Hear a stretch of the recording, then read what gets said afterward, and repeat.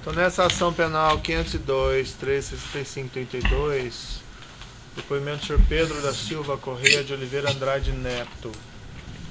Senhor Pedro, você vai fazer a contradita, doutor? Isso, excelência, boa tarde a todos. Pela defesa de Luiz Inácio Lula da Silva, eu tenho duas questões de ordem.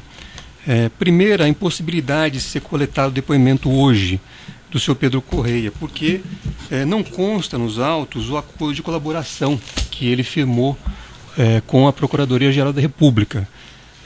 Nós fizemos o pedido à Vossa Excelência para que viesse aos autos, fosse oficiado à Procuradoria-Geral da República, mas foi indeferido o pedido no evento 96. Posteriormente, o doutor Ataíde, aqui presente, inclusive, carreou os autos, um ofício encaminhado no dia 6 de fevereiro de 2018 à Procuradoria-Geral da República, pedindo acesso a esse material, mas não houve retorno até o momento. De forma que a defesa não tem conhecimento do acordo de colaboração firmado pelo senhor Pedro Correia, não sabe dos termos desse acordo, das condições, o que é necessário e fundamental, até porque é uma situação peculiar em que a testemunha já teve um acordo de colaboração rejeitado pelo saudoso ministro Teori Zavascki. Então é fundamental conhecer os termos desse acordo para... Certo. E a outra questão, qual que é?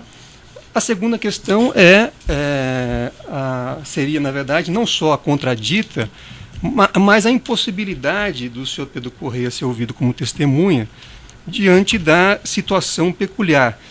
Além de já ter sido condenado no caso do Mensalão, ele teve um mandato parlamentar cassado em março de 2006 por quebra de decoro e também foi condenado por esse juízo. Então, a prevalecer, inclusive, critérios adotados por este juízo em relação a outras testemunhas que deixaram de ser ouvidas por estarem supostamente relacionadas à prática de crime, eu pediria o indeferimento do depoimento do senhor Pedro Correia com a máxima vênia. O Ministério Público já recebeu esse acordo? Excelência, o Ministério Público já diligenciou... Pela ordem, Excelência. Só um pouquinho. O Ministério Público fez todas as diligências Pela ordem, necessárias. Excelência. Só um pouquinho, doutor, só um pouquinho. O Ministério Público fez todas as diligências necessárias para obter o acordo, até agora não chegou, Excelência. De toda forma, Excelência, trata-se de simples empréstimo de provas de acolhida. Não há novidade para nenhuma das partes aqui presentes sobre o teor do depoimento. Além disso, há de se considerar o respeito ao estado de saúde da testemunha e evitar deslocamentos necessários. Por fim, Excelência, terceiros também não têm interesse de agir em relação aos termos do acordo. Mas, de toda forma, assim colecionado o material aos autos, que será encaminhado ao STF, as partes poderão examinar e requerer, em prazo assinalado a esse juízo, o que for direito, inclusive novo depoimento para questionamentos complementares. E o Ministério ratifica, Excelência, todos já conhecem o depoimento do senhor Pedro Correia e já houve um despacho de empréstimo de prova. Então, nesse sentido, para evitar perda desse ato processual, o Ministério Público Federal entende ser necessário seguir os atos e prosseguir a oitiva. Certo.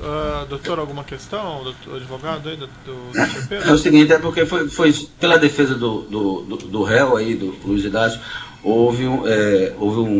ele disse que havia sido rejeitado um primeiro acordo de colaboração e nunca houve rejeição pelo ministro Teori Zavascki. Houve simplesmente um pedido para que fosse recolocado, refeito algumas coisas, estava exagerado, inclusive em relação à colaboração, falando de assuntos que já estavam prescritos, e pediu-se que ele fosse resumido, essa colaboração. Nunca foi rejeitada, não. Certo. E esse acordo foi homologado mais recentemente? Sim, Excelência, foi homologado e encontra-se o acordo na 12ª Vara, que é aí da Justiça Federal do Paraná, na execução penal, já está sendo cumprido o acordo. Certo. Bem, a questão do acordo do... Foi homologado em outubro do ano passado. Tá bom, suficiente. A questão do acordo do senhor Pedro, ele não se encontra disponível esse juízo aqui, não foi recebido, não foi enviado pelo Supremo Tribunal Federal. Do modo, as partes, como foi consignado antes, poderiam requerer diretamente ao Supremo Tribunal Federal atrás dessa prova. Diante, porém, do que está sendo colocado aqui hoje, eu vou deferir na termo de audiência a expedição de ofício ao Supremo Tribunal Federal para solicitar cópia desse acordo. De todo modo, eu vou tomar o depoimento do senhor Pedro Correia, não vejo prejuízo para o ato. Se for o caso, depois da vinda do acordo, a defesa pode fazer questionamentos complementares, ouvir essa testemunha. Quanto à questão de o juiz não colher depoimentos de pessoas em situação diferente, se a defesa se refere a Rodrigo Távora Duran, vamos lembrar a diferença que essa pessoa está na Espanha e não tem qualquer acordo de colaboração. Então é uma situação absolutamente diferente. Fora o fato de não ter sido demonstrado até o momento a impreensibilidade do artigo dessa testemunha nos termos do artigo 222-A do Código de Processo Penal. Então, será ouvido aqui o senhor Pedro Correia. Senhor Pedro, o senhor está nesse processo como testemunha? Na condição de testemunha, o senhor tem um compromisso com a Justiça em dizer a verdade e responder às perguntas que lhe forem feitas, certo? Certo.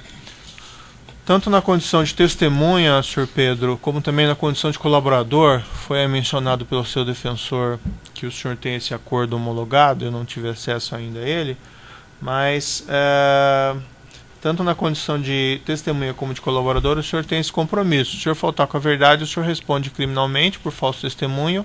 Além disso, o senhor perde seu acordo, considerando que é uma condição geral desses acordos que a pessoa diga apenas a verdade aqui perante a Justiça. Certo?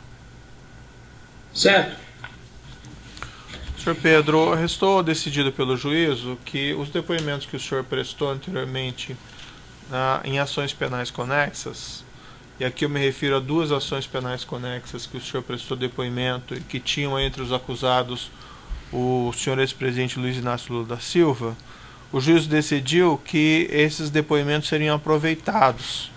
Um deles foi na ação penal 504-6512, de 23 de 11 de 2016, e a outra na ação penal, eu não me recordo aqui o número específico, mas é um depoimento mais recente, também numa ação penal contra, entre outras pessoas, o ex-presidente Luiz Inácio Lula da Silva. Se eu não me engano, é evento 125, seria 122.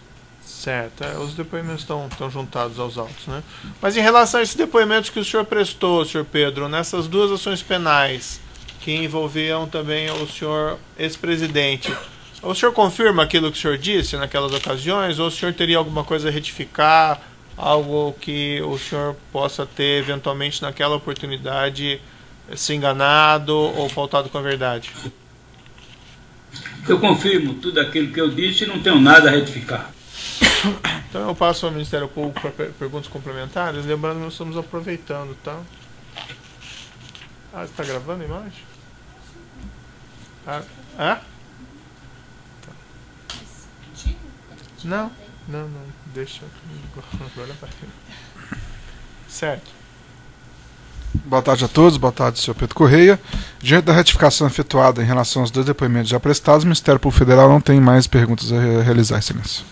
Certo. O assento de acusação tem perguntas? As defesas têm perguntas complementares? Sim, excelência. Pela defesa de Luiz Inácio Lula da Silva. Boa tarde, senhor Pedro Correia. Boa tarde, doutor Janine. Essa ação penal, senhor Pedro, faz referência a 8 contratos que foram firmados entre a Petrobras e consórcios com a participação da Odebrecht, da OAS, dentre outras empresas. O senhor participou de alguma fase da celebração desses contratos? Eu posso, se necessário, listar ao senhor quais são esses contratos. O senhor participava? Não, eu não participava. Eu tinha reunião com o senhor Paulo Roberto, ele é quem participava da celebração, ele como diretor de abastecimento da Petrobras e as empresas que prestavam serviços à Petrobras. Inclusive, quem participava das reuniões com o empresário para acertar o que seria pago aos partidos era o ex-deputado Zé Janene e o senhor Alberto Youssef. Eu não tinha ligação com as empresas, com exceção da Queiroga Galvão, porque o diretor era de Pernambuco e eu tinha bom relacionamento, e o deputado Zé Janene me pedia, quando tinha dificuldade de falar com a Queiroga Galvão, me pedia para interceder. Certo. Então, pelo que eu entendi, diretamente o senhor não participou de nenhuma das fases desses contratos, nem da fase de licitação, nem da fase da celebração do contrato. E tampouco o senhor teve contato com as empresas que contrataram com a Petrobras. É isto? Eu não conhecia o senhor Marcelo Odebrecht, não conhecia o senhor Léo Pinheiro. Certo, eu pediria que o senhor respondesse objetivamente. A pergunta é, o senhor não participou de nenhuma das fases da celebração desse contrato e nem da assinatura desses contratos, correto? Com exceção da Queiroga Galvão, não. Certo. E também o senhor não teve contato direto aqui com o Odebrecht, nem o OAS e nem com a empresa Vitória no tocante à celebração desses contratos discutidos nesta ação penal? Veja bem, eu conhecia alguns dos executivos, por exemplo, da Odebrecht. Não, a pergunta não é essa, senhor Pedro. A pergunta não é essa. A pergunta não é essa. A pergunta é se o senhor tratou... Eu estou entendendo o que o senhor está perguntando. Doutor, você está perguntando, deixa o testemunho responder, doutor. Pelo amor de Deus. O senhor pode... A pergunta é se o senhor tratou com a Odebrecht, OAS e Chaim especificamente em relação aos contratos discutidos nesta ação penal.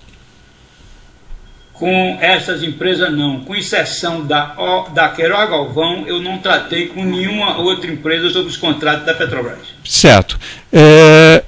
Então, eu posso concluir que o senhor jamais teve conhecimento de qualquer acerto relativo a esses contratos com supostas reformas feitas em um sítio em Atibaia. Não, eu não tenho nenhum conhecimento de reforma feita no sítio de Atibaia. Eu sabia que o presidente Lula tinha um sítio em Atibaia, que as pessoas diziam que iam lá jogar futebol, visitar o presidente, mas eu não tinha nenhum conhecimento, nunca fui nesse sítio de Atibaia e não sabia nem o nome do sítio. E, na verdade, eu não tinha...